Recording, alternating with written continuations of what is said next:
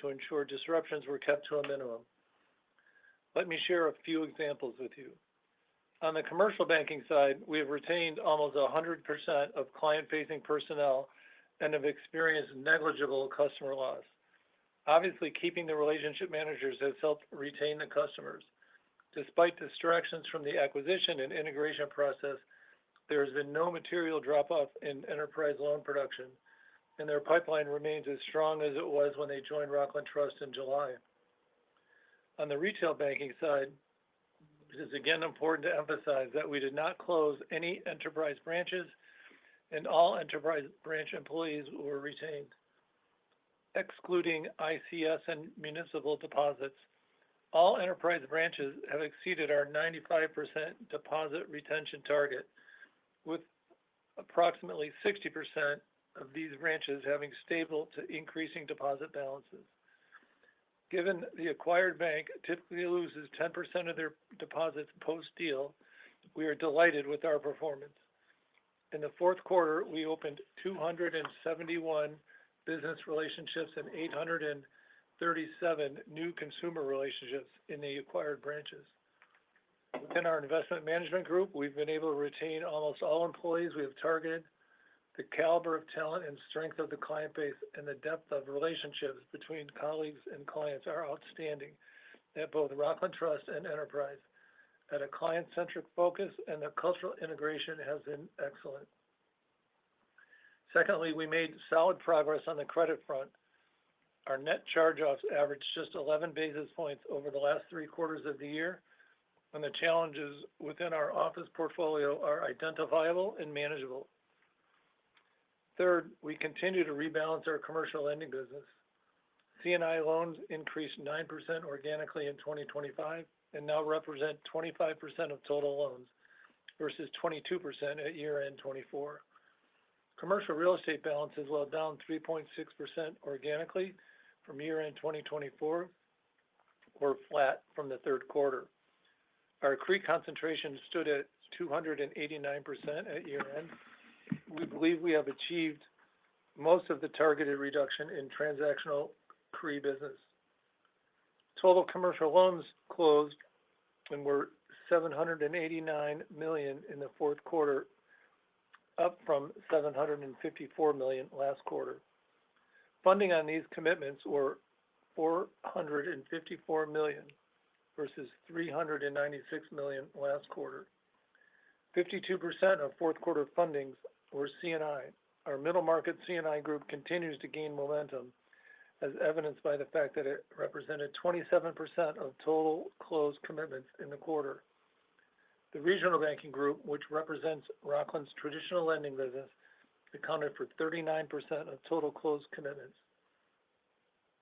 I would also note that our low-income housing tax credit business injected $100 million of capital into our communities.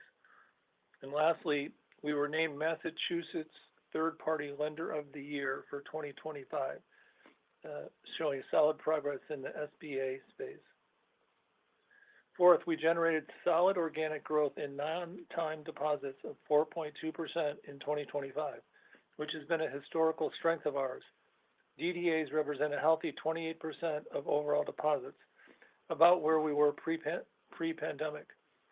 The cost of total deposits was 1.46% in the fourth quarter, highlighting the immense value of our deposit franchise. Legacy Rockland Trust branches generated record new business relationship totaling 606,921 and 3,463 net new relationships. 97% of branches achieved positive net new growth in business relationships in 2025. 100% of all our legacy branches achieved positive net new consumer growth. Fifth, our wealth management business continues to be a key driver. Our AUA remained stable at $9.2 billion in the fourth quarter, while revenues grew at a 4% annual rate. Lastly, we returned $164 million of capital to shareholders in 2025, including the repurchase of 913,000 shares for $61 million. With the enterprise acquisition completed in 6 months of customer integration behind us, and with credit trends stabilized, we'll enter 2026 laser-focused on organic growth, expense management, and capital optimization. With respect to growth, I would highlight the following items. We hired a number of commercial lenders in 2025. In addition, we're working to ensure our alignment and incentive structures to emphasize both loan and deposit growth. We are also intently focused on identifying opportunities within our acquired footprint to deepen our relationships with our expanded product set. Lastly, given the improved credit metrics, we are more open to resuming normal commercial real estate growth. As we always highlight, loan growth will be commensurate with our deposit growth. On the expense front, with the enterprise transaction complete, we believe a hold-the-line mentality with respect to staffing levels is appropriate. We will continue to invest prudently in technology to leverage efficiencies. Examples include our core systems conversion scheduled for later this year and our AI innovation team. Our AI efforts are focused on enhancing back-office efficiency, including fraud review, day-to-day processing, and BSA/AML. With respect to capital, we acknowledge that current levels are above our internal targets, and our improved profitability will add upward pressure to our capital position. We remain committed to returning excess capital to shareholders. We believe fourth quarter results represent another major step forward in driving improved growth and profitability at Rockland Trust. We expect to build on this strong performance in the quarters ahead. Prudent expense and capital management, combined with improved organic growth and sustained NIM expansion, position us to unlock inherent earning power. I feel particularly confident in Rockland Trust's positioning across our markets, driven by the strength of our products, the dedication of our people, and the effectiveness of the strategies we've put in place. I want to thank all Rockland Trust employees for their tremendous efforts in making 2025 a successful year. Every measure of our success is a direct result of your commitment. On that note, I will turn it over to Mark. Thanks, Jeff. I will now provide a bit more color into some of the fourth quarter numbers that Jeff just discussed and wrap up with full year 2026 guidance. To summarize the quarter results, 2025 fourth quarter GAAP net income was $75.3 million and diluted earnings per share was $1.52, resulting in a 1.20% return on assets, an 8.38% return on average common equity, and a 12.77% return on average tangible common equity. Excluding $12.3 million of merger and acquisition expenses and the related tax impact, the adjusted operating net income for the quarter was $84.4 million, or $1.70 diluted EPS, representing a 1.34% return on assets, a 9.38% return on average common equity, and a 14.30% return on average tangible common equity. It is worth noting that the fourth quarter results also benefited from a lower tax rate due to one-time adjustments associated with the filing and true-up accounting of the 2024 corporate tax return, as well as the finalization of all tax-related estimates inclusive of the enterprise acquisition. Diving more into the fourth quarter results, we'll start with loan and deposit growth. As Jeff alluded to in his comments, commercial growth was driven entirely by C&I, which increased 7% annualized for the quarter and over 9% on an organic basis for the year. This focus on C&I lending has also helped fuel an almost 50% increase in new commercial deposit generation in 2025 versus the prior year. On the consumer real estate side, total loan balances were relatively flat, with an increased level of mortgage production sitting at year-end in the held-for-sale category, which bodes well for mortgage banking income momentum heading into 2026. And lastly, though much smaller in volume, a 2025 initiative to build out a more robust premier banking offering drove a nice increase in the quarter in our wealth management secured consumer lines of credit. On the deposit side, I already mentioned the calendar year commercial deposit activity, For the quarter, total period end deposit balances declined 0.8%, due mostly to seasonal business deposit activity related to year-end bonuses, distributions, and tax payments. We are encouraged by the growth in average deposits for the quarter across both the consumer and business lines, with 3.6% annualized growth in average core deposits, while we allowed for some level of attrition in our highest rate time deposits. In terms of a capital update, tangible book value grew nicely at $1.04 for the quarter to $47.55 at year end. During the quarter, we repurchased approximately 548,000 shares for $37.5 million, representing a weighted average repurchase price of $68.39.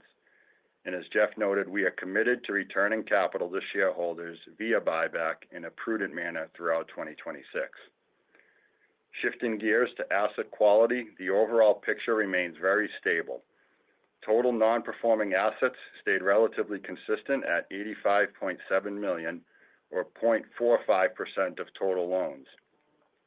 Net charge-offs for the quarter were $5.3 million, with $4 million of that related to a C&I relationship that was fully reserved for last quarter. Provision for loan loss was $4.75 million, and total criticized and classified levels decreased 8.9% during the quarter. Moving to net interest income, despite the modest balance sheet growth, net interest income increased $9.1 million to $212.5 million for the quarter. The reported margin increased 15 basis points to 3.77%, while the adjusted margin, which excludes purchase loan accretion and other significant one-time items, increased 10 basis points to 3.64%.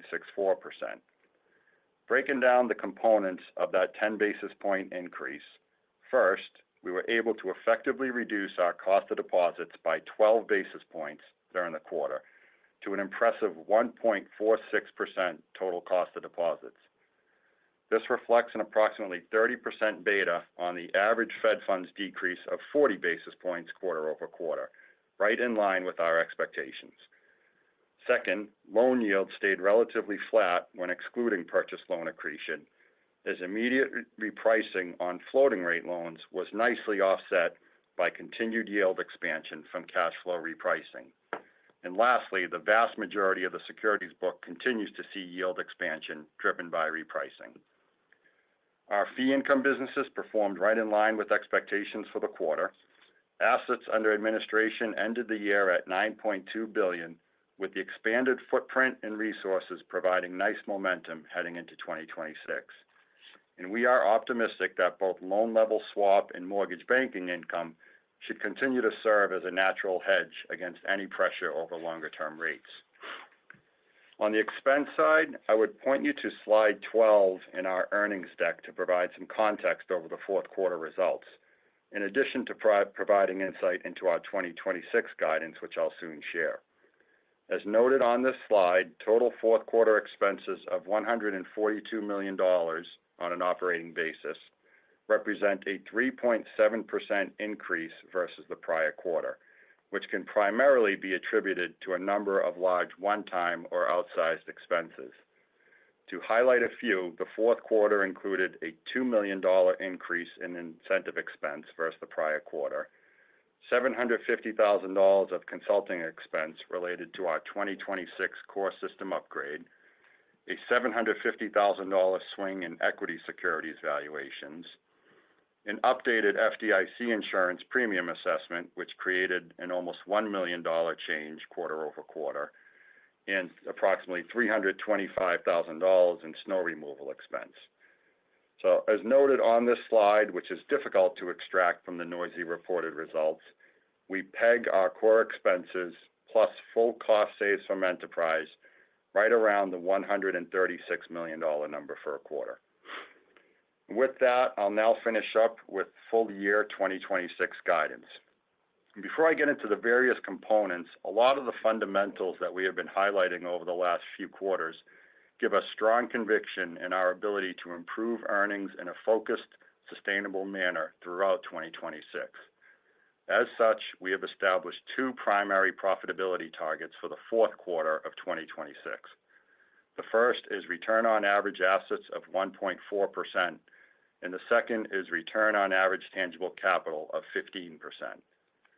As for the drivers behind those targets, starting first with loan growth, we are targeting mid-single-digit percentage growth for C&I loans, low single-digit percentage growth for combined CRE and construction, and flat to low single-digit percentage growth for total consumer, as we anticipate a higher percentage of mortgage volume to be sold versus the 2025 levels. For deposit growth, we are targeting low to mid-single-digit percentage growth for total core deposits, while relatively flat to slightly lower balances for time deposits. For the net interest margin, we are modeling in 2 Federal Reserve rate cuts, which we continue to suggest will drive a fairly neutral impact on the margin. Assuming the 5 to 10-year part of the curve stays consistent with current rates, we anticipate continued margin expansion from cash flow repricing dynamics in both the loan and securities portfolios. Assuming purchase loan accretion of 10 basis points, we estimate the net interest margin to continue to grow to a range of 3.85 to 3.90% in the fourth quarter of 2026. From a credit standpoint, we have no significant loss exposures that are currently in workout status, and as such, we expect overall asset quality metrics to remain stable. Regarding non-interest income, we guide low single-digit percentage growth off of the 2025 second half combined annualized results. And for non-interest expense, again, referring back to the details on slide 12, we are estimating a range of $550 to $555 million for full-year operating expenses, plus another $4 to $5 million for one-time costs associated with our planned core system upgrade. And lastly, for the tax rate, with the significant increase in pre-tax income versus 2025 results, we project a full-year tax rate in the 23.50% to 24% range. I will close out with a reminder that the fewer number of business days in the first quarter will typically result in lower first quarter earnings versus the rest of the year. And with that, that concludes my comments, and we'll now open it up for questions. Thank you. We will now begin the question and answer session. If you would like to ask a question, please press star 1 to raise your hand. To withdraw your question, please press star 1 again. Please stand by while we compile the Q&A roster.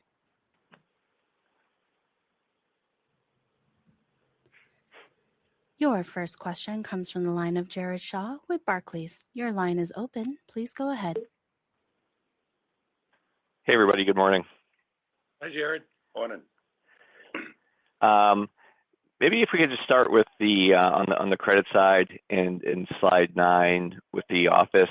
Can you just walk through some of the dynamics with the change that we've seen? You know, sort of the criticized classified was down, but NPLs are up, and it looks like the criticized classified 26 maturities increased. What was sort of the backdrop with that? Yeah, I'd say the most notable mover in terms of NPAs versus prior quarter is one specific loan that is now in the first quarter 2026 maturity bucket. So that's the $18.1 million classified balance there. That's one relationship that was actually originally scheduled to mature last quarter. We put it on a short-term extension. That deal is actually with a current P&S.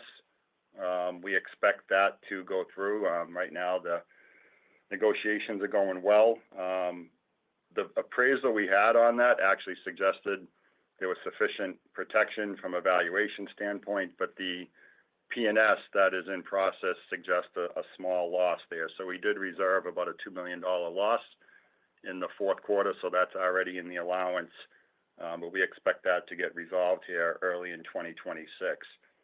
So that was probably the biggest, the only downgrade for the quarter, Jared. I think on a positive front, we had a maturity in last quarter that was approved. This was a $27 million loan.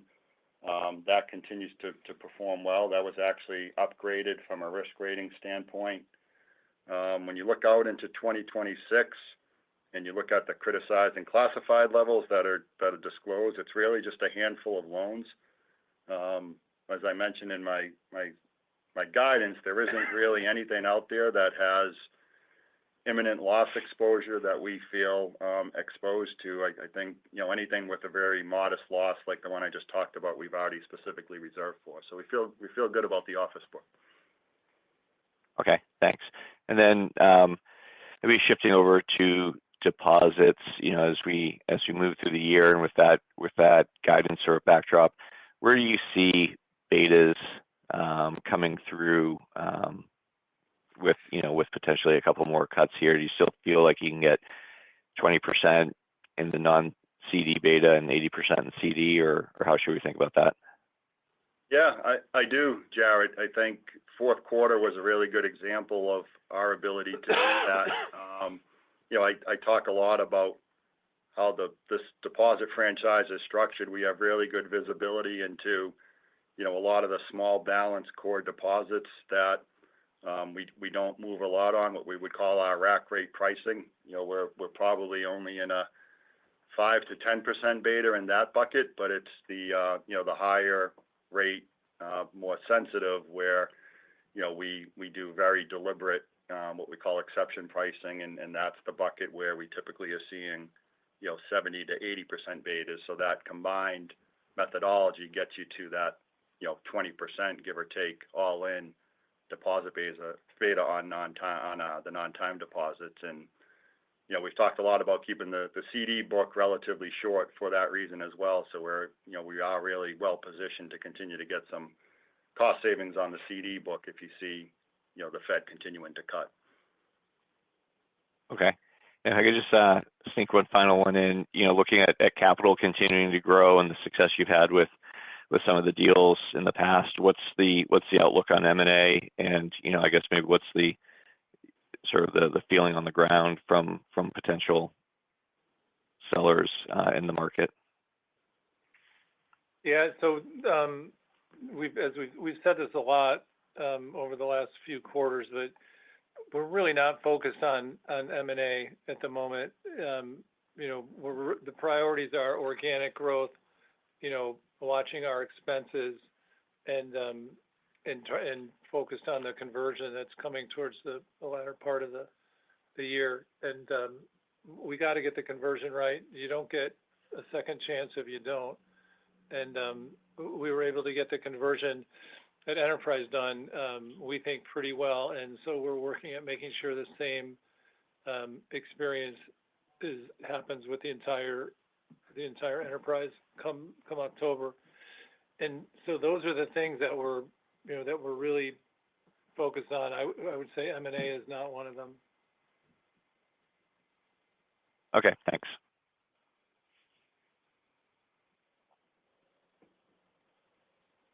Your next question comes in the line of Mark Fitzgibbon with Piper Sandler. Your line is open. Please go ahead. Hey, guys. Good morning and happy Friday. Hey, Mark. Morning, Mark. First, I just wanted to follow up on Jared's question as it relates to capital. Jeff, you had mentioned that you have internal capital targets. Is that something you'd be willing to share with us, whether TCE or CET1 or whatever you look at? Yeah, I can jump in there, Mark. I'd say long-term capital targets for us, CET1, probably in the 11, high 11% to 12% range, call it 11.75 to 12. I think that suggests your tangible capital, in the 8.75 to 9% range. So certainly suggests lower than where we are today, which is why we are talking a lot about, expecting to continue to return capital to shareholders via buyback. In a prudent manner. I don't think you're going to see us get to those levels, certainly in the next 12 months, just from buying back stock. But I'd say long term, that's where we should be optimizing capital. I guess the challenge is, based on your projections, organic growth is going to be relatively, modest in the near term. So it looks like capital will continue to build unless you're aggressive with buybacks. And I would suspect that, sort of 168 or 170 a book, it's kind of hard to justify doing buybacks up at these levels. So I guess how else, if M&A is out of the equation and buybacks are out of the equation and organic growth doesn't get you there, do you raise the dividend, or is there something else that we're missing? Yeah, I would suggest, I don't believe buybacks are out of the equation. I know, I get your point in terms of the valuation has moved nicely. I look at our profitability profile and the future profitability profile, and I would suggest we'd be comfortable buying back at levels in 2026.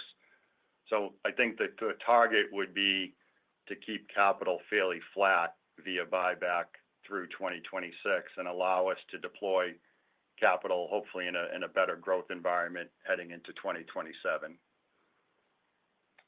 I would also add, Mark, maybe to slice it a little bit finer on the M&A question. Bank M&A, clearly not interested, but if there was an RIA that we thought was a good fit and we could get it at the right price and continue to build the wealth management business, we would consider that. Because it doesn't involve a big systems conversion. I think the execution risk is much less, assuming the culture is very similar to ours and this is the business model they want to be in. Okay, and then just pivoting gears a little bit, you guys have seen non-accruals decline the last 2 quarters, and one of your competitors sort of said, today that they thought the third quarter was sort of the peak in this cycle for credit issues. Do you agree with that, or do you think we're out of the woods, or do you see things on the horizon that cause you to be a little more cautious? We don't see anything on the horizon per se that makes us cautious. I think in general we're cautious because of all the geopolitical noise and the potential for more tariffs and things like that. It makes our customers a little anxious, and so I would say there is that, but the traditional ways that you might think of being worried about our credit profile, I would say we do think we're at the peak or pretty close to the peak. I know Mark and I often get asked the question, how, if this is a baseball game, how many innings what inning are we at in the credit cycle? And we haven't been asked that in a few months, I guess. But honestly, I would say like 8 or 9. I don't know. Mark and I haven't talked about this. No, I was going to say the same thing. We might be making the call into the bullpen soon.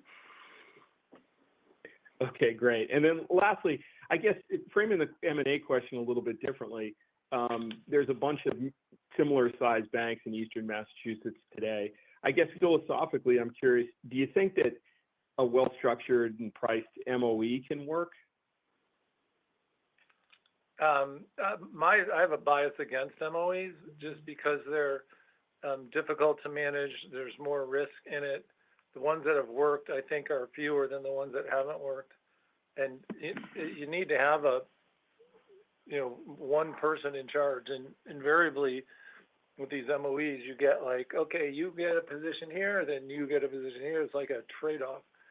And unless the companies are incredibly well positioned, both financially and culturally and everything else, I think it's hard to make those work. Thank you. You're welcome. Your next question comes from the line of Steve Moss with Raymond James. Your line is open. Please go ahead.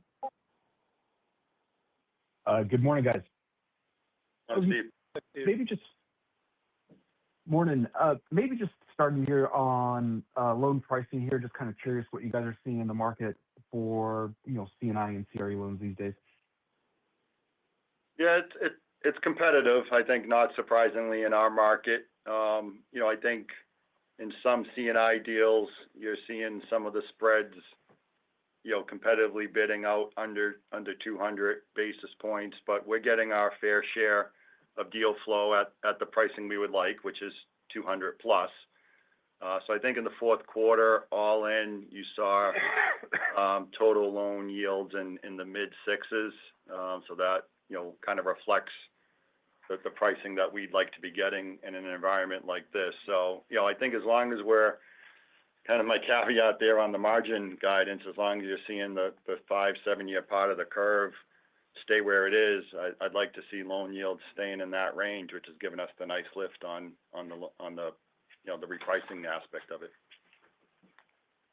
Okay, appreciate that. And then in terms of just the maturing cash flows from the securities book this year, Mark, what are your thoughts in terms of deploying that you just into securities, or maybe be a little more aggressive on pricing CDs down? Just kind of curious how you're thinking about that. Yeah, I really like where we are with total securities as a percentage of the balance sheet today. So I would say the vast majority of what will generate cash flow out of the securities book will likely go right back into the securities book. If we start to see any major variations in the rest of the balance sheet composition, that could change slightly. But I think general guidance would be expect to see securities stay relatively flat, meaning we're putting the $670 million that's repricing, that's coming off right back into the book. Okay. And just a reminder there, a big portion of that, Stephen, is at lower rates. So of the 670, $625 million of that is yielding about 180 today.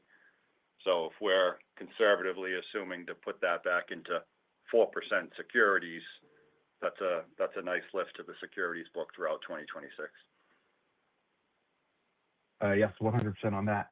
And then in terms of, maybe just the other thing, in terms of hiring talent here, just kind of curious, what are you guys' plans for, hiring additional commercial loan officers? I know, Jeff, you talked about wanting more organic growth, and just kind of curious as to, how you guys are thinking about those plans and where they may be these days. Yeah, I think at the moment we're in a good position. A number of the people that we hired, in the second half of last year, came over into a relatively new, segment of the commercial business. And so some of them came over without a portfolio. And so I think there's a lot of just inherent C&I growth that we can get from getting some of our new hires, basically, the support that they need and just let them go. They all came over with a Rolodex, and we feel pretty good about their ability to drive activity and drive volumes. Okay, excellent. Well, nice quarter. Appreciate all the color here. Thanks. Thank you. Thank you. Your next question comes from the line of Lori Honeysucker with Seaport Research. Your line is open. Please go ahead. Yeah. Hi, thanks. Good morning, Jeff and Mark. Wanted to start here with expenses, and really appreciate the slide 12 and really appreciate your breakdown of the $5.1 million. But I just wanted to make sure that I heard it right. Included in that was $700,000 from the core systems upgrade. And that's right. In the fourth quarter, we had some consulting to start preparing some of the work associated with that upgrade that would be somewhat one time in nature. Gotcha. Okay, and the $4 to $5 million of one time, that's going to be spread over the year or sort of over the first 2-3 quarters. How should we think about that? Yeah, I'd say probably pretty evenly spread over the year.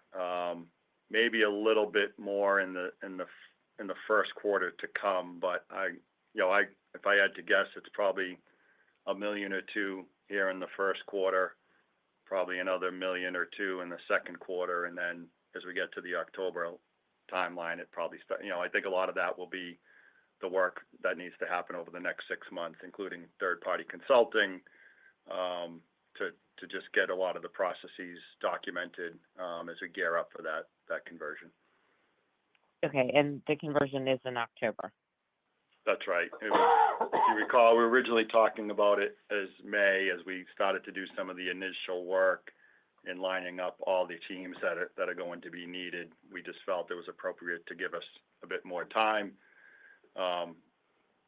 Further complicating it, you need to get the core provider with a weekend where they can facilitate the conversion as well. So it's almost similar to scheduling an acquisition deal where you need, the FISs of the world to be able to have a slot. So the next available slot that we were comfortable with was in October.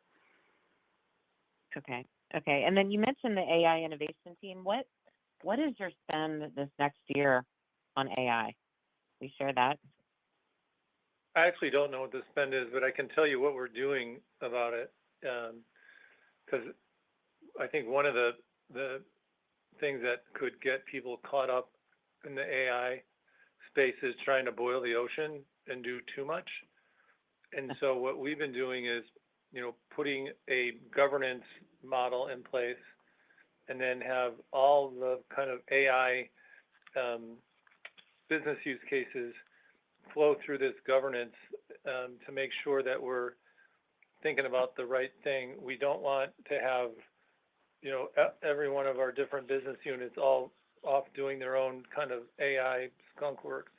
So we'd rather get that flowing through a centralized governance and let that team, which is, as you can imagine, heavily populated by our IT and ops folks, and have them pick and choose, 2 or 3 of these business cases and get them done and show ourselves that we can get them done and get them done right. And then, we'll bring more ideas into the centralized utility that is going to have a hand in the AI work that we do anyways. So we're trying to be methodical about it because I'd rather get, 2 or 3 wins and knowing that it got done correctly and we got the output that we were looking for, than try and do 25 of these and each business unit kind of doing it themselves. I think that would be counterproductive. Yeah, I'll jump on to that. So from a dedicated spend, the guidance for 26 is exactly as kind of Jeff laid out. It's specifically 3 dedicated individuals that we would expect to sort of create this initiated project. And I would propose, as we learn more through what their capabilities are, if we feel the need to invest more money and or ramp up from a people standpoint and or technology standpoint, we would need conviction that that is being done with offsets and other expenses through the environment so that it's ultimately beneficial to the expense run rate to keep investing in AI. So I think we need to see those benefits come through, give us conviction to continue to invest in AI, which should allow us to either reduce or, at a worst case, hold the line in other expenses. Okay. That's helpful. And then just one more on expenses. Your one-time charges with EBTC, those are finished, correct? Those are finished, correct. Yep. Okay, great. And then just jumping over to margin, do you have a spot margin you can share with us? For December? Yeah. You know what, Laurie? I actually forgot to bring that with me, and off the top of my head, I don't have it because I want to give you a core number, but I can follow up with that. I don't have it in front of me. Okay. And then just 2 more questions on the income statement. Just thinking about sort of the non-recurring, I guess, obviously the $315,000 of BOLI benefits, but the $7.6 million that you had of other income, what's the non-recurring piece in there? I mean, that should be running $1.5 million lower. Is that right? Yeah, in the fourth quarter, it was about $400,000 or so on our equity securities book. So whether you call it non-recurring or not, we always see a fourth quarter lift because you get capital gain distributions and a redistribution that may generate realized gains. So increased interest, dividends, cap gain distributions typically give us a $200,000 to $300,000 lift in the fourth quarter. So that's what you saw as a big piece of that. There wasn't anything else of that size. It was probably a few different pieces with $100,000 increases quarter over quarter. So nothing really unusual that I would definitively pull out as one time or non-recurring in nature outside of those equity securities gains. Okay. Okay. And then just last question, just circling back here on office. So I know you talked about the 18.1 million classified that is maturing in the first quarter. The 9.9 million that's criticized, how should we think about that? Yeah, let me just, so the 9.9 that is criticized in Q1, that is a participated deal that we have basically received an appraisal that had suggested valuation had been challenged a bit. That appraisal came in at the time the government announced kind of some of the DOGE initiatives, and there was a pullback on GSA leases. So this is a property that is being impacted by that sort of out of market. The sponsor's looking to either refinance or sell. We'll likely be working with the sponsor on that, so we expect there'll be an extension coming. The property is cash flowing. It's continuing to make payments. It's current, but there is likely a longer-term resolution to hopefully get repaid out of that. So I think if I had to guess right now, Laurie, I'd say you'd see that probably with an extension that gets executed in this quarter, with hopefully exiting out of that without really any loss at some point in 26, hopefully. Okay. Okay, that's great. And then just lastly, the actual increase in the office non-performers from the 22 to the 41 million, can you just break down, roughly what that 18, 19 million is? Yep, that's one loan. So that was a loan that I mentioned earlier. We actually have a P&S on where we accepted a slightly lower value than what the appraisal suggested. So that $2 million loss that we expect is already reserved for. That's the only change. Gotcha. Okay, I thought you were talking about the 18 million classified. My apologies. Okay. So I know that's that's the, well, that is, that's the 18.1 classified in Q1. So that was new to non-performing. Yep. Gotcha. Okay. Okay, that's perfect. That answers it. Thank you so much. Okay, you're welcome. Thanks, Lori. As a kind reminder, if you would like to ask a question, please press star 1 to raise your hand, and to withdraw your question, please press star 1 again. Your next question comes from the line of David Conrad with KBW. Your line is open. Please go ahead. Yeah, thanks. Good morning. Just had a follow-up question on the commercial banking platform.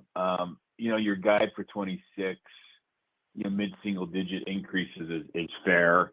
Probably what I would do with all the uncertainty as well. But on the other hand, you've hired a lot of people in the back half of 25, and you grew by, I think Mark said, about 9% organically in 25 as well. So it feels like you got a lot of momentum, and this is kind of a slower growth. So are you seeing something in the marketplace, whether it's competition that holds that back, or maybe talk about potential upside to that growth rate?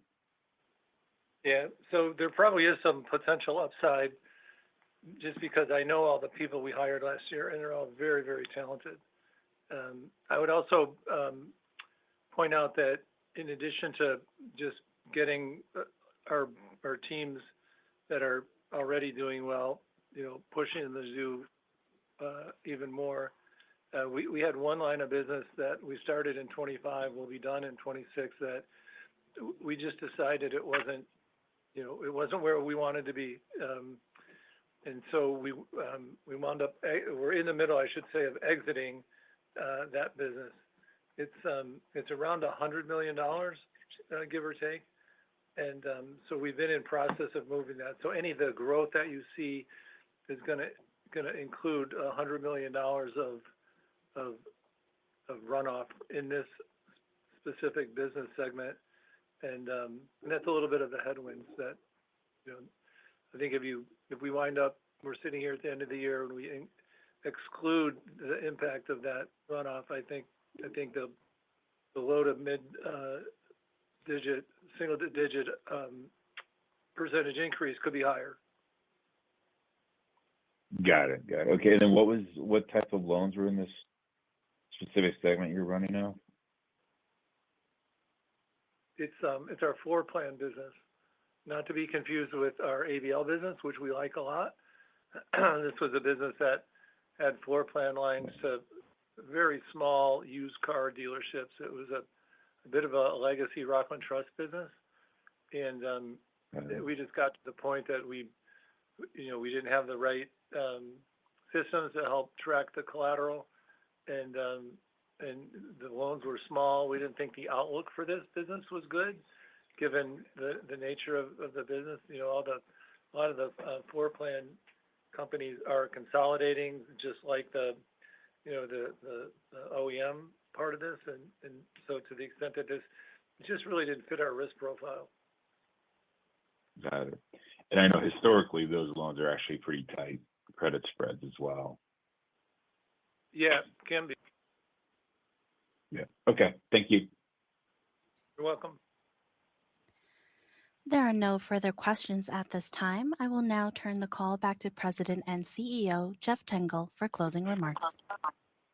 Thank you. Appreciate everybody's interest in Rockland Trust, and have a terrific weekend, and go Pats, right? Thank you. This concludes today's call. Thank you for attending. You may now disconnect.